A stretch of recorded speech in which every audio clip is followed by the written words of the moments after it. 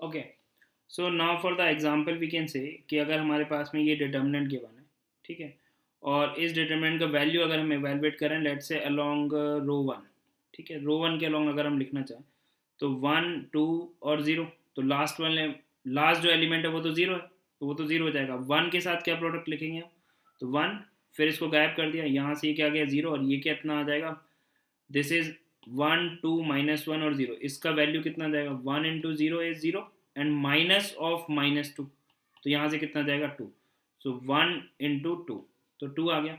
फिर टू के साथ में क्या क्या आएगा, अब आप देखो टू जो है वो ए वन टू है, ये ए वन वन था, तो A one one, one plus one कितना हो गया, सम इवन हो गया, तो यहाँ से हमने लिख दिया वन इंटू, फिर वन को किया गायब यहाँ से, इस रो को और इस कॉलम को, तो ये तो हो गया ज़ीरो, ये हो गया two into minus one is minus two, और एक साइन माइनस का पहले से रहेगा, ठीक है, तो वो कितना हो जाएगा आपके पास में टू, तो ये वैल्यू आ गया टू। फिर आएगा माइनस ऑफ टू, माइनस क्यों आया, क्योंकि ये ए वन टू है, तो वन टू का मतलब कि वन प्लस टू का वैल्यू कितना हो गया थ्री, थ्री मतलब कि ऑड, ऑड की वजह से यहाँ पर माइनस आ गया, ठीक है, तो माइनस टू। अभी इसके साथ में लिखने के लिए वैल्यू, ये तो जीरो इंटू जीरो जीरो हो गया, और वन इंटू टू क्या आएगा, माइनस ऑफ टू, तो यहाँ से आ गया आपके पास में माइनस ऑफ टू।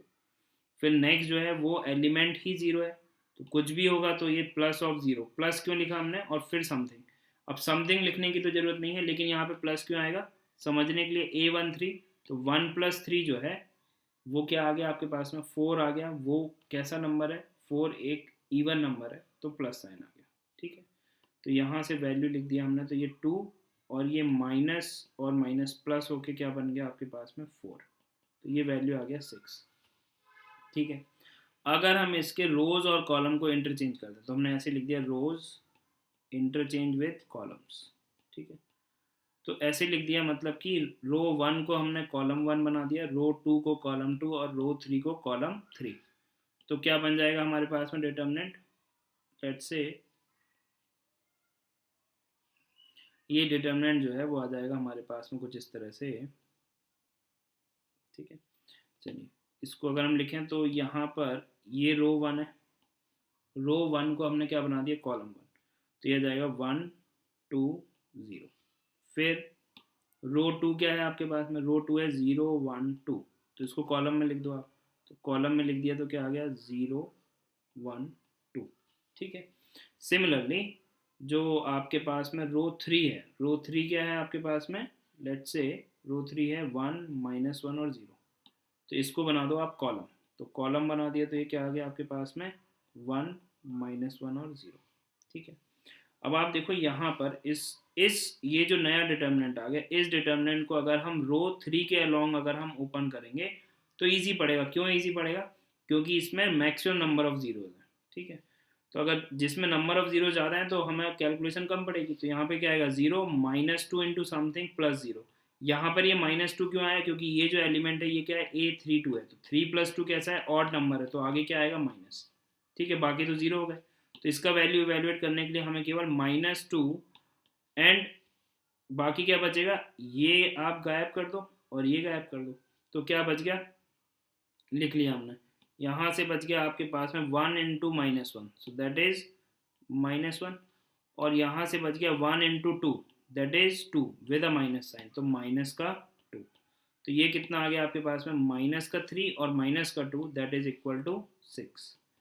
तो हमने देखा यहाँ पर कि वैल्यू पर कोई फर्क नहीं पड़ेगा अगर हम रोज और कॉलम्स को आपस में इंटरचेंज कर देंगे तो, ठीक है, तो जो भी प्रॉपर्टीज हम लिख रहे हैं अगर वो कोई भी प्रॉपर्टी जो है किसी डिटर्मिनेंट के लिए अगर हम बात कर रहे हैं और वो रो के लिए अगर हम बोल रहे हैं तो वो कॉलम के लिए भी वैलिड होगी, ठीक है बात। तो अगर हमने बोला कि कुछ रो में ये चेंजेस करने से डिटर्मिनेंट का वैल्यू ये हो जाता है, तो वो चीज़ जो है कॉलम के लिए भी वैलिड होगी, ठीक है, वो बाय डिफ़ॉल्ट वैलिड होगा, ठीक है बात। नाउ प्रॉपर्टी टू की अगर हम बात करें तो क्या बोल रहा है कि इफ एनी रो और कॉलम,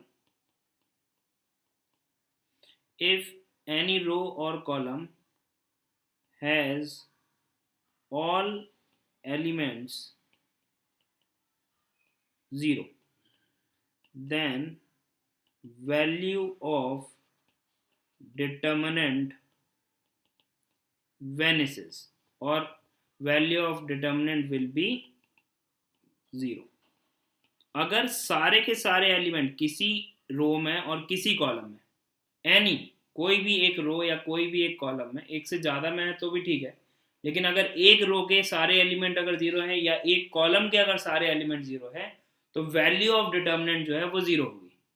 और ये तो बहुत सिंपल सी बात है कि अब आप देखो, अगर आपके पास में कुछ इस तरह से लिखा हुआ है A1 A2 A3 B1 B2 B3 और 0 0 0, तो अब आप देखो कि इस डिटर्मिनेंट की वैल्यू जो है, जब हम रो 3 के अलॉन्ग जब हम एक्सपेंड करेंगे तो 0 इंटू समथिंग, फिर 0 इंटू समथिंग, फिर 0 इंटू समथिंग, और ये समथिंग अगर इसके कोफैक्टर्स हैं तो बीच में प्लस आ जाएगा अगर कोफैक्टर्स हैं तो अब 0 इंटू समथिंग लिखा हुआ है तो वो तो 0 ही आएगा. और हमें पता है कि हम किसी भी रो या किसी भी कॉलम के अलॉन्ग एक्सपेंड कर सकते हैं. तो अगर किसी भी रो के सारे एलिमेंट्स ज़ीरो हैं या किसी भी कॉलम के सारे एलिमेंट जीरो हैं तो वैल्यू जो है वो बाय डिफॉल्ट क्या हो जाएगी, जीरो हो जाएगी. हम डायरेक्टली बोल सकते हैं कि वैल्यू इज जीरो. अब इसी डिटर्मिनेंट को अगर हम इंटरचेंज करके लिख दें कॉलम और रोज को तो B1 B2 B3 हो जाएगा और ये 0 0 0, तो ये कॉलम 3 के अलॉन्ग एक्सपेंड करने पे 0 आएगा. अगर आप कॉलम 3 के अलॉन्ग एक्सपेंड नहीं भी करोगे, अगर आप किसी और रो के अलॉन्ग भी एक्सपेंड करोगे तो भी अल्टीमेटली वैल्यू तो 0 ही आएगी. क्लियर है बात? तो अगर हमारे पास में सपोज करो कि इस तरह से कुछ एक प्रॉब्लम गिवन है कि 2 3 4 7, अब देखो हमने यहाँ पर 4 एंट्रीज लिख दी, तो मतलब कि यहाँ पर ये 4 एंट्री लिख दी तो यहाँ पे 3 4 0 7 0 1 2 4 3 0 0 0, अगर इस तरह से लिखा हुआ है तो यहाँ पे कितनी रोज हैं, यहाँ पर 4 रोज हैं, रो 1 रो 2 रो 3 रो 4, और कॉलम्स कितने हैं यहाँ पर, तो हम क्लियरली देख पा रहे हैं कि यहाँ पर 4 कॉलम है, कॉलम 1 कॉलम 2 कॉलम 3 और कॉलम 4.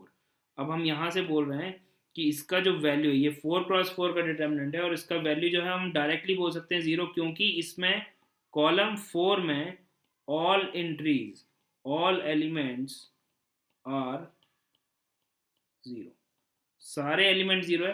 तो ये सफिशिएंट है, अब इसको एक्सपेंड करने की बिल्कुल ज़रूरत नहीं है. हम directly with the use of the property we can say कि भाई ये जो डिटर्मिनेंट है इसका वैल्यू जो है वो 0 होगा.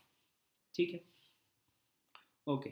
Now the next property we have property 3.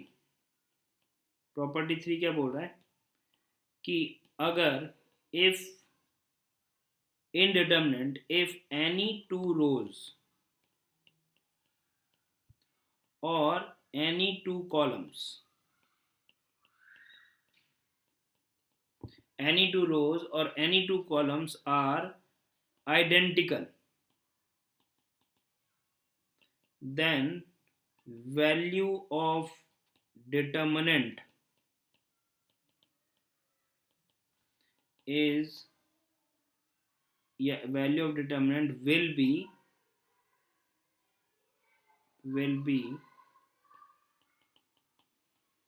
0. क्या बोल रहा है कि अगर कोई भी दो रो या कोई भी दो कॉलम जो हैं वो अगर आइडेंटिकल हो गए, कोई भी दो रो या कोई भी दो कॉलम अगर आइडेंटिकल हो गए किसी डिटर्मिनेंट के लिए, तो जो वैल्यू ऑफ डिटर्मिनेंट है वो क्या होगी, वो हम बोल सकते हैं वो 0 होगी. डायरेक्टली बोल सकते हैं. ठीक है, जैसे कि अगर हमने सेकेंड ऑर्डर का ही लिखा, अब सेकेंड ऑर्डर में तो 3 7 तो 2 3 तो 2 3 ही लिखना पड़ेगा. अब हम यहाँ से देख के बोल सकते हैं कि रो 1 और रो 2 दोनों क्या है, आइडेंटिकल है. तो इसका वैल्यू अगर हम एवेलुएट करेंगे तो 6 - 6 दैट इज 0. ठीक है, तो ये तो ईजी है. ठीक है, इसमें तो कुछ ज़्यादा दिमाग लगाने की ज़रूरत नहीं, तो ऐसा बोला जा सकता है बिल्कुल. अब अगर हम बात करें ऑर्डर 3 की, ऑर्डर 3 में हमने लिख दिया लेट से, तो एक तो हम वेरीफाई कर सकते हैं, पर हमने लिख दिया A1 A2 A3 और ये भी हो गया लेट से A1 A2 A3 और ये हो गया हमने मान लिया B1 B2 B3। तो अभी प्रॉपर्टी की मदद से हम बोल सकते हैं कि इसका जो वैल्यू है वो ज़ीरो होगा। ये वैल्यू ज़ीरो होगा, क्यों? क्योंकि row 1 and row 3 are identical. Reason जो है वो क्या है, क्यों ये ज़ीरो है? Because R1 and R3 are identical. उनके जो सारे के सारे जो एलिमेंट्स हैं वो कैसे हैं? सेम है। ठीक है, ये जो एलिमेंट्स हैं वो कैसे हैं? सेम है। एलिमेंट सेम है, A1 A2 A3 और इसमें भी A1 A2 A3 है। So now we can say कि जो डिटर्मिनेंट है उसका वैल्यू ज़ीरो होगा। ठीक है, अब अगर हम इसको देखना चाहें कि ऐसा क्यों हो रहा है, तो हमने कहा कि भाई जो आइडेंटिकल रोज हैं, ये रोज आइडेंटिकल है, इनको आप छोड़ दो। तो आप रो 2 के अलोंग जब इसको एक्सपेंड करोगे तो क्या लिखेंगे? रो 2 के अलोंग जब हम इसको एक्सपेंड करेंगे तो रो 2 के अलोंग एक्सपेंड करने पे ये बनेगा B1। अब B1 के साथ में अब आप देखो B1 जो है वो क्या है, कौन सा एलिमेंट है? A21 है, सेकेंड रो का फर्स्ट एलिमेंट। तो क्या आएगा बीच साथ में? एक माइनस साइन आएगा, तो माइनस साइन लगा दिया और फिर इसका हमने क्या लिख दिया? माइनर लिख दिया। ठीक है, ठीक है, तो माइनर क्या आएगा इसका? देखो आप B1 इसमें और इसमें छोड़ दो तो A2 A3 A2 A3। तो देखो A2 A3 A2 A3। अब आप देखो कि यहाँ पर ये जो एलिमेंट्स आ रहे हैं ये तो आइडेंटिकल है, या फिर आप देखो इसमें तो डायरेक्टली बोल सकते हो A2 A3 minus A2 A3। तो ये वैल्यू क्या आएगा? ये जो वैल्यू आएगा आपके पास में है वो तो क्लियरली क्या आ जाएगा आपके पास में? ये वैल्यू तो ज़ीरो ही आएगा। ठीक बात है ना भाई, ये वैल्यू तो क्या है? ज़ीरो है। क्लियरली दिख रहा है हमको कि ये जो वैल्यू है ये वैल्यू कितना है? ज़ीरो। ठीक है, तो ये वैल्यू तो ज़ीरो है, इस डिटर्मिनेंट का जो वैल्यू है वो ज़ीरो है। ठीक है, चलिए आगे देखते हैं, हो सकता है यहाँ पर ऐसा हो रहा हो। फिर हमने तो एक्सपेंड किया है अलोंग R2, तो फिर B2 आएगा। अब B2 जो है वो क्या है? A22 है। A22 मतलब कि 2 + 2, 2 + 2 हो गया 4, 4 मतलब कि इवन नंबर, तो साथ में आएगा प्लस साइन, तो प्लस साइन लगा दिया। और B2 के साथ में जो अब डिटर्मिनेंट बनेगा, जो माइनर आएगा इसमें ऑर्डर 2 का, वो लिख दिया। तो B2 के साथ में क्या आएगा देख लेते हैं। B2 के साथ में आएगा आपके पास में, B2 को गायब किया तो ये गायब और ये गायब, तो क्या बचेगा? A1 A1 A3 A3। तो ये बच गया आपके पास में A1 A1 A3 A3। अब आप देखो वापस से आपको एक चीज़ समझ में आएगी कि अब ये जो डिटर्मिनेंट है इस डिटर्मिनेंट का वैल्यू भी ज़ीरो होगा। क्लियर है बात? होनी भी चाहिए, ये वैल्यू भी ज़ीरो होगी, क्योंकि इसको जब आप सॉल्व करोगे तो क्या आएगा? A1 into A3 minus A1 into A3। अब B2 कुछ भी हो, साथ में तो ज़ीरो मल्टीप्लाई हो रहा है, तो अल्टीमेटली जो वैल्यू है वो क्या आ गया आपके पास में? ज़ीरो आ गया। फिर आपके पास में जो लास्ट एलिमेंट बच गया वो है B3। अब B3 के साथ जब आप लिखोगे तो एक बार और लिख के देख लेते हैं, मतलब B3 के साथ में सिंबल जो है वो क्या आएगा? ये सिंबल प्लस आएगा या माइनस आएगा ये देख लेते हैं। अभी तो हटा दिया। अब B3 जो है वो कौन सा एलिमेंट है? ये एलिमेंट है A23, सेकेंड रो का थर्ड एलिमेंट। तो 2 3 होने की वजह से सम हो गया 5, सम 5 हो गया, मतलब कि एक नंबर हो गया ये ऑड, ऑड नंबर मतलब कि माइनस। ठीक है, चलिए, तो यहाँ पे हमने एक माइनस साइन लगा दिया। अब B3 के साथ जो कोफैक्टर आएगा, बेसिकली कोफैक्टर आएगा तो उसकी वजह से एक माइनर, तो अब तो माइनर आएगा, माइनस हमने लगा दिया। तो B3 ये और ये हट गया, तो क्या बच गया? A1 A2 A1 A2। Again अगर आप समझ पा रहे हो तो A1 A2 और A1 A2 यही बच रहा है, और ये वैल्यू फिर से ज़ीरो होगी। क्यों ज़ीरो होगी? अब तो बात समझ में आ गई होगी। ये वैल्यू भी क्या होगी? ज़ीरो, क्योंकि ये डिटर्मिनेंट जो है, ये डिटर्मिनेंट भी जो है वो कैसा आ गया? इसमें भी दोनों रोज जो है वो कैसी आ गई? आइडेंटिकल आ गई। क्लियरली देख पा रहे हैं हम तो ये बात, A1 A2 A1 A2। ठीक है बात, तो ये वैल्यू भी ज़ीरो होगी, तो ये भी ज़ीरो।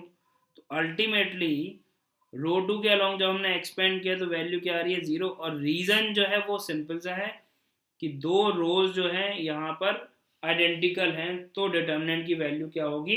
ज़ीरो होगी। तो दो रो आइडेंटिकल हो या दो कॉलम आइडेंटिकल हो तो वैल्यू 0 हो जाएगी, ठीक है। एक रो और एक कॉलम आइडेंटिकल हो गया तो वैल्यू 0 होगी, ऐसा नहीं बोल रहे हैं। दो रो और दो कॉलम जब आइडेंटिकल होंगे तभी हम डायरेक्टली बोल रहे हैं कि वैल्यू 0 होगी। हो भी सकता है ऐसा हो जाए बाई चांस, लेकिन इन जनरल हम नहीं बोल सकते कि एक रो और एक कॉलम आइडेंटिकल है तो वैल्यू 0। फिर हमको सॉल्व करके देखना पड़ेगा, आ जाए तो ठीक है, अदरवाइज हम डायरेक्टली नहीं बोल सकते। जैसे कि फॉर एग्जांपल अगर हमारे पास में कुछ इस तरह से लिखा हुआ है 1357 और ये लिखा हुआ है 1357, तो अब आप बोलो कि ये रो 1 और ये कॉलम 1 जो है इसके एलिमेंट आइडेंटिकल हो गए, तो अब बाकी की जो भी एंट्रीज होंगी इसका वैल्यू 0 होगा, तो हम ऐसा नहीं बोल सकते। आ भी सकता है, नहीं आ सकता है, ठीक है। अभी यहाँ पर अगर ये हो गया आपके पास में 1357 ठीक है, तो अभी ये जो बाकी की जो वैल्यूज है उस पर डिपेंड करेगा कि जो वैल्यू है वो 0 आ भी सकती है और नहीं भी। This is equal to 0, we can not say. यहाँ पर आप बोलो कि भाई रो 1 एंड कॉलम 1 आइडेंटिकल है तो उसके बेसिस पर ऐसा होगा, तो बोल रहे नहीं ऐसा बिल्कुल भी नहीं है। इक्वल टू 0 हम बोल सकते हैं क्या, तो बिल्कुल नहीं बोल सकते, वी कांट से एनीथिंग, ठीक है। लेकिन अगर कोई सिचुएशन ऐसा हुआ, सपोज करो कि हमारे पास में 1357 और 1357, अब बाकी की जो एंट्रीज हैं वो अभी खाली हैं, वो हमको नहीं पता क्या है, चार चार एंट्रीज तो आएंगी, ठीक है। अब हमसे पूछा जाए कि भाई बाकी की एंट्रीज कुछ भी हो, न्यूमेरिकल वैल्यूज कुछ भी हो, तो क्या हम बोल सकते हैं कि इस डिटर्मिनेंट का वैल्यू 0 होगा, तो वी कैन से। क्यों हम ऐसा बोल सकते हैं, क्योंकि यहाँ पर कॉलम 1 और कॉलम 3 जो है they are identical, so this is 0 irrespective की बाकी वैल्यू जो है वो 11 है, यहाँ पर 7 है, यहाँ पर 2 है, 9 है, यहाँ पर 0 है, 1 है, 2 है, 3 है, जो भी है, जो भी वैल्यू रखना है, we can say this will be equal to 0। Clear है बात। तो रो 1 और कॉलम 1 तो आइडेंटिकल दिख रहा है यहाँ पर, लेकिन इस बेसिस पर हम कुछ बोल नहीं सकते, वो तो डिपेंड करेगा कि ये वैल्यूज क्या है। यहाँ पर तो कॉलम 1 और कॉलम 3 आइडेंटिकल हो गया, उसके बाद ये वैल्यूज कुछ भी हो, अल्टीमेटली वैल्यू क्या आएगी, 0 ही आएगी। क्लियर है बात। तो ये हो गई हमारे पास में property 3। Okay, now the next property we have property 4। क्या बोल रहा है कि we can take common factor, we can take common factor outside from any row or any column of the given determinant। क्या बोलना चाह रहा है, ये बोलना चाह रहे हैं सपोज करो कि आपके पास में लिखा हुआ है 2 4 8 1 3 5 और लेट्स से 7 11 एंड 70, ऐसा लिखा हुआ, ये एक डिटर्मिनेंट लिखी हुई है इस तरह से, ठीक है। अब ये बोला गया है कि इस डिटर्मिनेंट में अगर कोई एक रो है या किसी कॉलम है, जैसे इसमें 2 4 और 8 है, तो इसमें जो कॉलम 1 है उस कॉलम 1 के हर एक एलिमेंट में 2 का फैक्टर मिल रहा है हमको, तो हम इसको लिख सकते हैं 2 टाइम्स ऑफ, तो हमने क्या किया, कॉलम 1 में से हमने 2 कॉमन ले लिया, तो कॉलम 1 में से जब हमने 2 कॉमन लिया तो क्या बचेगा 1 2 4, बाकी 1 3 5 और 7 11 17 ये सेम ही रहेगा। तो हम ऐसा कर सकते हैं, बेसिकली इन जनरल हम बोलना चाह रहे हैं कि सपोज करो कि आपके पास में के ए के बी और के सी है, और ये है सपोज करो आपके पास में P D P E P F है, ठीक है, और आपके पास में ये हो गया लेट से अल्फा बीटा गामा, ठीक है। इसको जो है हम लिख सकते हैं k times k into P times, now we can write it as k into P times A B C और D E F and alpha beta gamma. इस तरह से हम इसको लिख सकते हैं। हमने क्या किया यहाँ पर, हमने k तो जो है वो कॉमन ले लिया यहाँ से फर्स्ट रो से, और हमने p जो है वो कॉमन ले लिया हमने सेकेंड रो से। तो A B C D E F alpha beta gamma as it is और k इंटू पी। अब इसको हम अंदर भी भेज सकते हैं, मतलब कि k को हम अगर अंदर भेज दें और k को हम जो है किसी एक रो के सारे एलिमेंट या फिर किसी भी एक कॉलम के सारे एलिमेंट के साथ प्रोडक्ट करके भी लिख सकते हैं। ठीक है, जैसे कि अगर हमारे पास में लिखा हुआ है लेट से 2 4 5 10, ठीक है, ये लिखा हुआ है। ठीक है, अब इसका वैल्यू, अब देखो सेकेंड ऑर्डर है तो इसका वैल्यू हम इवेलुएट कर सकते हैं डायरेक्टली 20 माइनस 20 दैट इज 0। ठीक है, ये आ गया 0 वैल्यू। अब हमने क्या किया यहाँ पर 2 कॉमन ले लिया, किस में से, रो 1 में से, तो ये क्या बन गया 1 और 2, ये क्या आ गया 5 और 10। ठीक है, अब 2 बाहर रखा और वैल्यू इवेलुएट करी तो ये कितना आ जाएगा, देखो 10 और ये 10, तो ये कितना 10 माइनस 10, तो अल्टीमेटली क्या आ गया 0। फिर हमने क्या किया यहाँ पर 2 इंटू 5 लिखा, 2 इंटू 5 लिखा मतलब कि यहाँ से, कहाँ से, यहाँ से 2 लिया हमने रो 1 में से कॉमन और 5 लिया हमने रो 2 में से कॉमन, तो क्या आएगा आपके पास में 1 2 1 2। ठीक है, तो ये वैल्यू भी कितना आएगा 10 टाइम्स 0, तो 0 आएगा। फिर हमने कहा कि नहीं, एक काम करो, इस 5 को जो है वो मल्टीप्लाई कर दो आप कॉलम 2 में, तो इस 5 को हमने मल्टीप्लाई कर दिया कॉलम 2 में, तो अभी क्या बन गया 1 1 10 10। अभी भी वैल्यू क्या आएगा 2 इंटू 0 0। बात समझ आ रही है? तो किसी भी नंबर को हम कॉमन ले सकते हैं किसी भी रो या किसी भी कॉलम के सारे एलिमेंट से, या उसको अंदर मल्टीप्लाई भी कर सकते हैं अगर बाहर अवेलेबल है तो, नहीं है तो मल्टीप्लाई और डिवाइड करके कर सकते हैं। क्लियर बात? जैसे कि for another example we can say कि लेट से हमारे पास में लिखा हुआ है 3 7 9 6 2 5 1 3 4। ठीक है, अब आप देखो, क्या मैं इसको ऐसे लिख सकता हूँ कि मैं यहाँ पर इसको लिख दूँ 11, क्या मैं रो 1 में से 11 कॉमन ले सकता हूँ? तो बिल्कुल ले सकते हैं, हमने 11 बाहर लिख दिया। अब इसको हमने लिख दिया 3/11 7/11 9/11। फिर क्या हम रो 2 में से 6 कॉमन ले सकते हैं? बिल्कुल ले सकते हैं। तो यहाँ पर आपने लिख दिया इंटू 6, बाहर में क्या लिख दिया आपने इंटू 6, और अंदर में क्या लिख दिया, अंदर में अब आपने, ये तो 1 हो गया, ये 2/6, ये 5/6, फिर ये 1 3 4 एज इट इज। तो ये वैल्यू, इसका जो वैल्यू आएगा v1 और इसका जो वैल्यू आएगा v2, वो दोनों बराबर ही होंगे हमेशा। ठीक है, तो हम इस तरह से कर सकते हैं। तो बेसिकली हम अगर कोई फैक्टर कॉमन ले रहे हैं रो, किसी रो में से, तो बेसिकली हम क्या कर रहे हैं, हर एक एलिमेंट में से वो फैक्टर कॉमन ले रहे हैं। ठीक है, so this is the property 4 we have. Okay.